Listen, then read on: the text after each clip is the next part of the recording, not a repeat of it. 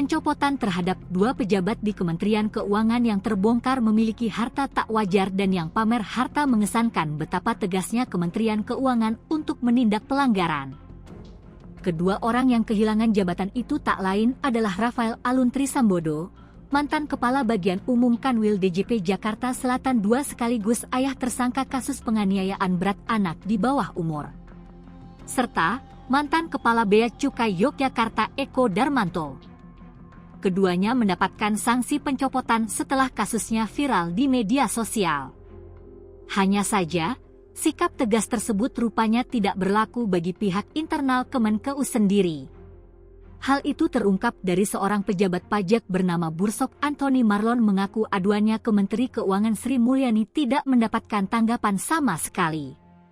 Menariknya, Busrok nekat mendesak agar bos tertingginya di Kementerian Keuangan itu mundur dari jabatan menteri.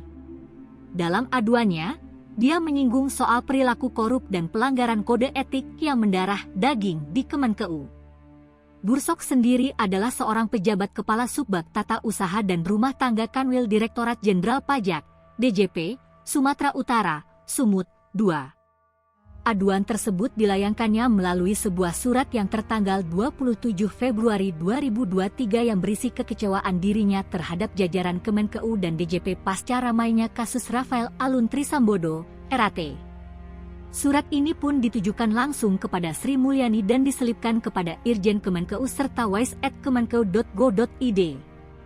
Sebelumnya, Bursok menyebut bahwa dirinya sudah melaporkan dugaan tindak pidana yang dilakukan oleh sebuah perusahaan bodong pada melalui sebuah surat tertanggal 27 Mei 2021.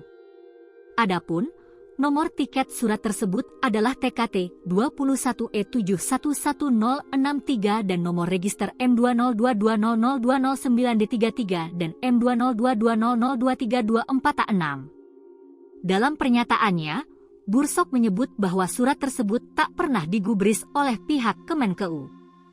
Merespons hal ini, staf khusus Menteri Keuangan, staf sus Menkeu, bidang komunikasi strategis, Justinus Prastowo akhirnya buka suara. Pengaduan urusan pribadi Bursok Anthony Marlon, BAM, ini tak pernah dilengkapi substansi, bukti. Bagaimana mau diproses, ujar Justinus, dikutip dari akun Twitter resminya Prasto di Jakarta, Senin, 6 Maret 2023. Dia membenarkan bahwa BAM menyampaikan pengaduan melalui Wise Kemenkeu mengenai perusahaan investasi tempat menampung dananya yang ia duga fiktif dan ada keterlibatan bank di dalamnya. Namun, nyatanya pada tahun 2022, bukan 2021 seperti yang tersebar. Clear ini masalah pribadi ya, tukasnya. Justinus menyebut, pengaduan tersebut telah diverifikasi oleh Itjen Kemenkeu dan dinyatakan bahwa aduan tersebut belum dapat ditindaklanjuti dengan catatan agar pelapor mendetilkan dugaan penyimpangan yang tercantum dalam pengaduan. Pengaduan tak jelas, apa yang mau diproses, cetusnya. Hingga saat ini, Justinus menyebut bahwa BAM tidak memberikan bukti baru. Itjen Kemenkeu telah meneruskan pengaduan tersebut ke OJK melalui surat nomor S11CJ9/2022 tanggal 21 April 2022. Terakhir, BAM mengajukan pengaduan kembali 27 Februari 2023. Kami akan proses sesuai ketentuan. Kami berterima kasih untuk seluruh masukan, aspirasi, dan kritik sekeras apapun. Itu vitamin agar kami berbenah dan lebih baik. Namun kami juga tak akan menolerir fitnah dan serangan tak berdasar, tandasnya. Mari tetap jaga etika dan kewarasan kita. Salam sehat, sambung Justinus. Lebih lanjut dia berpesan soal masalah pribadi BAM terinfo korban investasi bodong.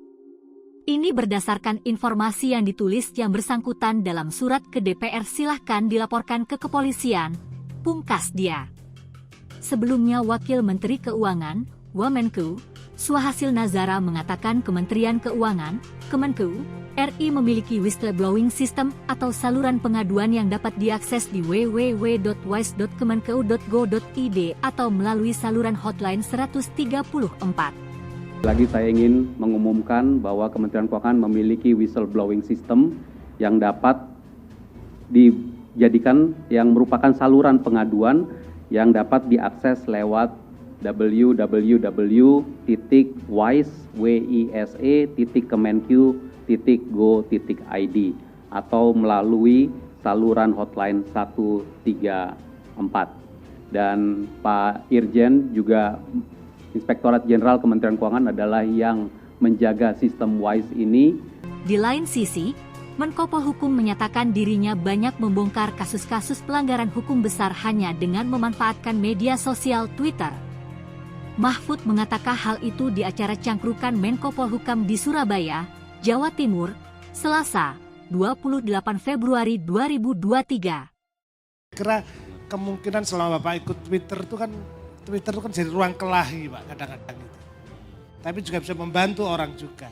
Pengalaman Pak Mahfud masuk dalam ruang itu apa yang wacana yang sosial media ya. Sosial media Pak. Ya tadi Twitter tuh memang bisa merusak. Ya seperti kemarin tuh di banyak kasus ya. Kadang-kala kita ini ditipu oleh Twitter, oleh medsos, oleh potongan-potongan berita yang clickbait itu. Yang tidak ada itu. Tapi juga ada manfaatnya. Dalam pengalaman saya, misalnya saya ingin mengungkap satu kasus yang sulit gitu, saya tweet aja lewat Twitternya, ada laporan begini, di mention ke Divisi Humas Polri, kemudian ke Polda, kemana, itu biasanya langsung selesai, langsung hari itu juga di follow up. Misalnya begini, seminggu lalu tuh saya mendapat potongan video seorang pembantu rumah tangga menangis di YouTube. Tolong, saya ini disiksa, tolong. Saya mau keluar enggak boleh, saya dianiaya gitu, nangis. Tapi kita enggak tahu orangnya di mana. Lalu saya kirim ke Polri, ada Cyber Police di situ. Yang kirim Pak Mahfud saya sendiri saya ngirim ke dia. Bapak tolong, sendiri ya? Iya. Saya di Twitter, tolong masyarakat dibantu. Ini orang ini di mana kita enggak tahu, tapi tolong dibantu. Saya katakan polisi punya alat untuk tahu ini di mana karena saya sering menggunakan. Kalau ada apa gitu siapa ini sebentar ketemu. Nah ini yang orang yang nangis perempuan dari Garut ini apa? Saya tweet itu jam 7. Kemudian jam 10 sudah ada jawaban. Orang ini ada di Dahran, Saudi Arabia, rumahnya nomor sekian, ini sekian, dan sekarang sedang akan dijemput oleh Kedutaan Besar Republik Indonesia. Langsung. Padahal dia nangis sudah 5 hari. Tidak ada yang tahu ada di mana. Saya tweetkan ke polisi, tolong dicari, pasti ketemu kalau Anda yang cari. Ketemu orangnya. Nah itu manfaat dari medsos. Saya juga pernah, misalnya seorang perempuan bendahara namanya Nur Hayati ya, di Garut. Lurah. Itu iya, bendahara lurahnya korupsi, selama 2 tahun korupsi. Nur Hayati ini kan tidak enak kenal lurah, tapi sudah 2 tahun dia lapor. Malah yang ditangkap Nur Hayati ini katanya kamu membiarkan orang korupsi 2 tahun. Padahal dia lapor. Berarti kamu ikut serta korupsi. Dia jadi tersangka. Sudah dilimpahkan kasusnya dari polisi ke kejaksaan. Polisi bilang saya enggak bisa sekarang mencabut karena sudah di kejaksaan. Kejaksaan saya juga tidak bisa mencabut. Karena apa? Karena ini sudah resmi dari polisi. Sudah P21. Akhirnya saya turun tangan lewat Twitter.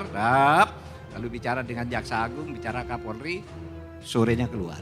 Nah itu gunanya, bisa lebih cepat medsos itu.